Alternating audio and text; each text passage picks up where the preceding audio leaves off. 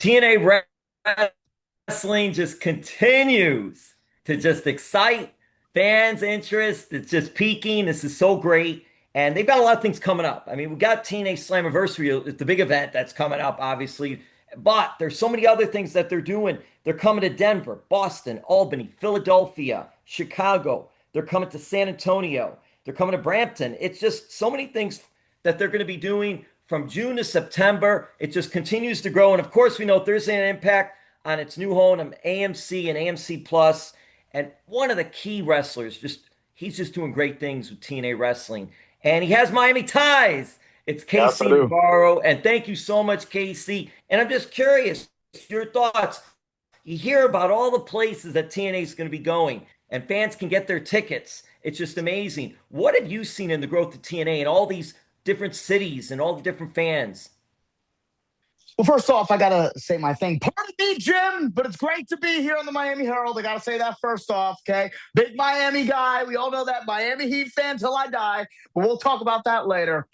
But man, these cities, man, it's amazing. I mean, all these great places that we're going to, Boston, huge city. We were just in Lowell last year for Bound for Glory. Now we're going to the big main city of Boston. Albany is very special to me. I actually showed up in Albany and had my first title match in TNA before in Albany. So that's special to me. Philadelphia, big wrestling city, ECW, everybody loves wrestling out in Philly. Chicago's huge. I know Elena Black's very excited for Chicago as she is from there, so it's going to be very nice for her. Brampton, love Brampton. I believe I wrestled Mike Santana there in Brampton. That was a big match for me. And then San Antonio's huge. It's just awesome. This is going to be, this is what TNA needs. We need to get everywhere. We need to be everywhere. Once we got on AMC, everybody started knowing, oh, TNA's that place, man. And now that I'm here, blessing up TNA, I'm back. It's going to be great to be in all these cities. Casey, you have so much enjoyment, so much energy, and so much passion for this. What was for you, would you say, is the turning point of your career to bring you from here to here? Because now you're on a high level. Sure. Um, you know, Next month, it will be 11 years since I've been wrestling. I started at 15 years old. Now I am 26. Crazy. I'm about to be 27 in July. I'm getting up there. But I've done a lot. I have a lot of experience for such a young guy in the business. And the turning point for me, I think, was back in like 2023. I was kind of just coasting, was doing my thing on the indies, but I just knew I was ready. It was my time. I wanted to take everything I deserved. And once I had that one match with Mustafa Ali on an independent show, he kind of looked at me and goes, "Hey, man, TNA is going to be in Albany. I think you should show up." And I'm kind of like, I don't know, man. I have other shows. I was like, it's a pay per view. I probably won't get anything.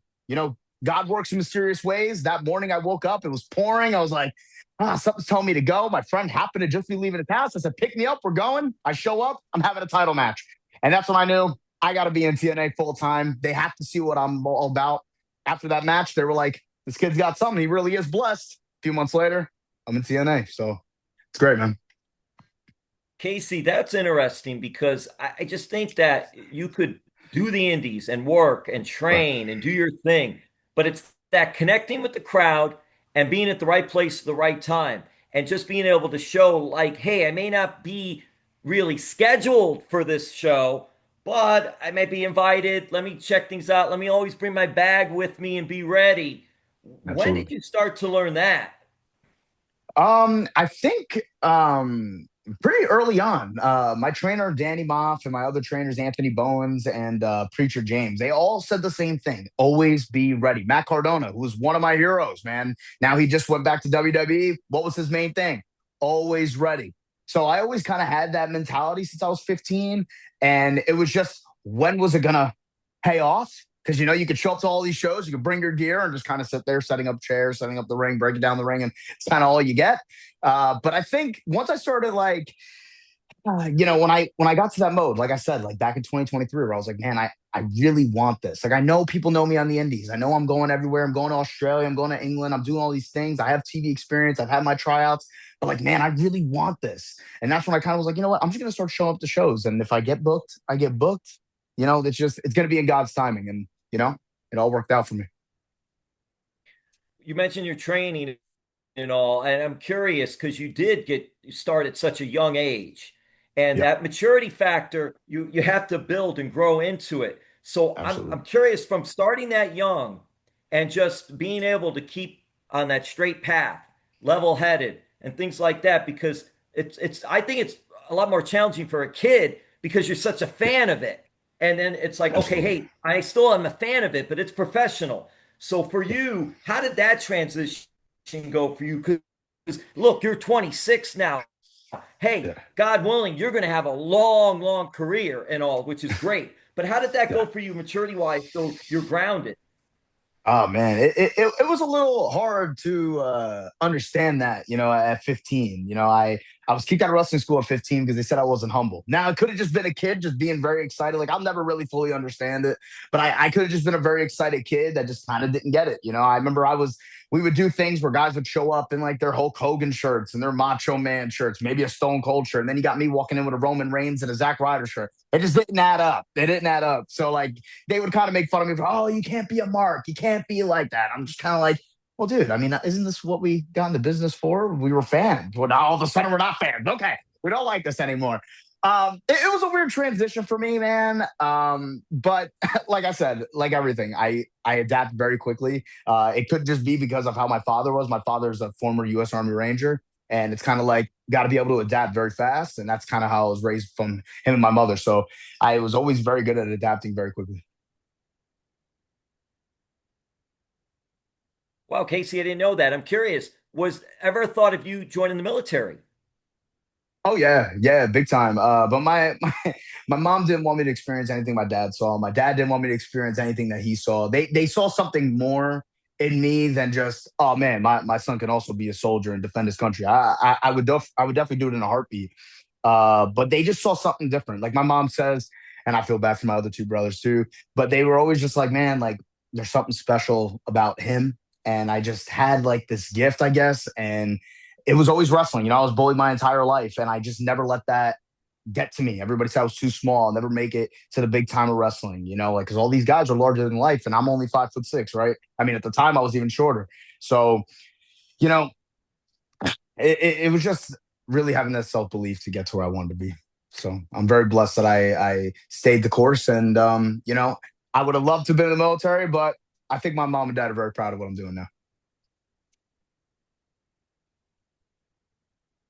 And I'm because if this is like 25 years ago, it would be so much harder for Yeah, you in this business absolutely, 30 years ago, but you see what like TNA and the X division, incredible how the absolutely. size and just what everybody's able to do. And I'm curious for you when you start seeing that and seeing like, hey, I cannot only be an X division champ, I could be the world champ. How Yeah. excited for you to be able to do that and see others do that? Oh man, it's very exciting. We got to look at guys like Frankie Kazarian, Eric Young, AJ Styles, who have done it, right? And it inspires guys like me. And it's funny because like right now, that's kind of like the goal. I was out on the shelf for the last 8 months. In the last 8 months, I had to think about what's next for me when I come back. I was in first class with AJ Francis, and I wasn't very much liked by the crowd because of him. But I still think there's a lot of people in the crowd that were kind of like, man, this kid's better than this. The injury was a blessing in disguise. And, for the last 8 months, I kind of had to sit and think, what's next? Is it coming back, proving AJ Francis wrong and winning tag team titles with somebody else?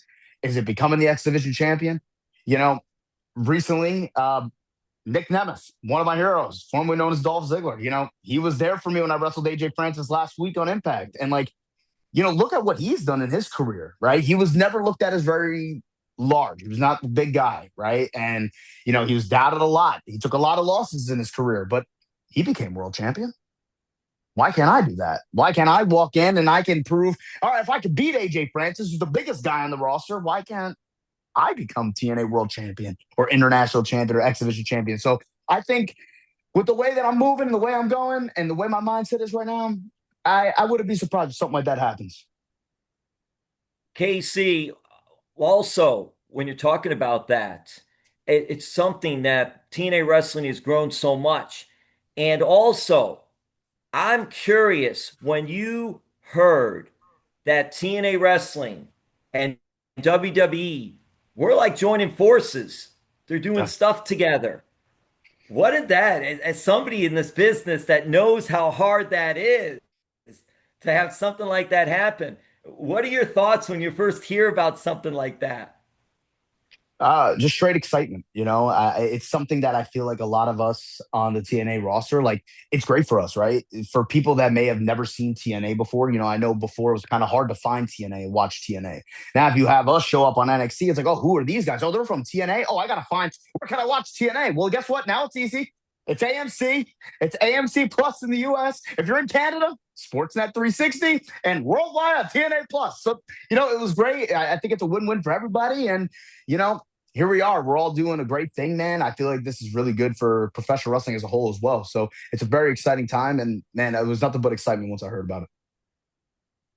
So, KC, we got to go to the Miami ties and all things Yeah, Miami. let's We do it. got to go, KC. We Let's got to do go and hang on. it. Let me put the hat on. This is Fresh great. and Yeah, new, fresh and new. There we that's go. great. That's a nice hat. So, thank you very much. So, we had a tough season this year, KC. I'm not gonna lie It's to you, okay. it was tough. It's okay. Jeez, anyway, playoffs. And it's crazy. I was really hoping that we at least would make it the first round to the playoffs because I'm very close with Michael Baiamonte, who's the voice of the Miami Heat. I have a very close relationship with him. And, I've seen him a couple times during the season, and I was really hoping, man, I get to see him one more time before he retires. Unfortunately, I was up getting cleared during his last game, and I wasn't able to be in Miami for that. So I was really hoping that they would win in that play-in and move on. But Miami's very special to me. The Miami Heat is very special to me. I mean, look right here. We got it tatted. I mean, who knows? Maybe Michael Baiamonte one day will introduce me to the ring. He did tell me to come out of retirement for it. So we got to see. We got to see what can happen. The great Michael Baiamonte, the public address announcer for the Heat. Dos minutos. It's just, 2 minutes. just incredible. If he does that, I've got to be there. If he's going to Oh, introduce you to absolutely. the ring, I've got to go there and be there for that Oh, one too. absolutely. KC. We're gonna make that happen. I promise it's gonna happen for sure. It's definitely gonna happen. And now Diamante, tell me about Diamante, because that's something I learned about a few years ago, but I never knew that. Yeah. And she's done Yeah. great things. She came from Miami. She actually KC backyard wrestling, which really wasn't Yeah. a big thing, but she started young there and then just Yep. kept growing and growing and growing and got great training. And now she's Yep. doing big things too. What do you get advice from her? Do you talk a lot with her? What is the relationship with you two? Every day. Diamante's my half sister. A lot of people don't know that. For a long time when I first started, she was already doing impact. She was already doing her thing. The one thing I never really wanted, and she respected it as well, was I didn't want to be that guy where it was like, oh, if he got to impact or if he got here, he only got here because of his sister. Like, I didn't want that, right? Because my sister was doing great things. I mean, she's still doing great things. And like, I'm so proud of her and everything she does. But like, I feel like if I didn't have her guidance as well, I don't think I'd be the guy that I am today, personally as a man or as a performer. So I do owe a lot to her.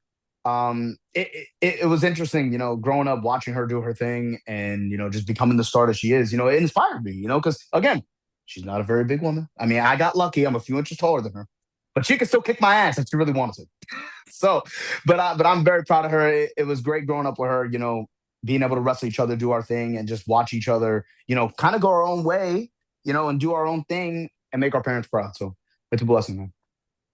We'll wrap this up, but I got to say that to what you just said. Yep. She would wrestle the guys. Yeah. George Portawando put a local indie group down here in South Florida, good shows. And she Yeah. was wrestling the guys in that shows, and she won the title. She won what we call Yeah. the men's title. I just say the title, women's title, Sure. men's title. She won the title, and it was a great match she had, and it was just amazing to see that the whole locker came out because they didn't see like, oh, it was a woman against a man. It was a wrestler. It was a good Right. wrestler. And it was just Absolutely. something to see. And Casey, I see that in you when you're wrestling. When I watch Thank you you. on TV, when I watch you at different events and see that, it's good to have that passion, that Yeah. fire. And you're a person that you wear your emotions on your sleeve. Absolutely. But I want to balance it though. We'll end it with this. But how do you balance that, Casey? Because also you got to also focus on things Yeah. as well. So for you, how do you balance all that? It's simple for me. It's just faith and believing in God. If I didn't have my faith, I don't think I'd be as locked in. I don't think I'd be as calm. I think I'd be kind of all over the place, and that's just me. But I put a lot of my faith in God, and if I didn't have God, I wouldn't have anything. And I got to ask you the belts behind you. We're going. But what do Yeah, you got? I see belts behind you, yeah, Casey. yeah. What do we got Well, here? Stuff. I so see stuff. so this right here, we got a couple things over here. So we got my truly blessed world title. When I was on the Indies winning a bunch of championships, I had too many. I couldn't carry them all, so I turned it into one. That's that one. Right here, the very first TNA All-Star, you're looking at him, okay? A lot of people forget. I'm the first one. There's always going to be the number one. You're looking at him. Congrats to everybody else. I'm the first one. Can't forget that. And then we all got this for Slammiversary when we had the highest attendance at the time at Slam. Slam, a match I did with a torn ACL. A lot of people don't know that either. Craziness. And this one over here, that's Elena Black's NXT tag title that she won. So that I'm not allowed to touch. However, I do have a couple of her trading cards that she writes "I love you" on. Oh, she's so sweet. She's so sweet. But that's hers right there. Casey, I hope I don't see those on eBay. I don't want to see them on eBay, Casey. No. She'll kill me. She'll kill me. Or at least split the profits. Either way. That's true. All right, Casey. Thank you so much. Continued success. Love the passion. Love what you bring to the table. And represent Miami. Represent our 305. Thank you. You already know we got to. Thanks, man. I appreciate you.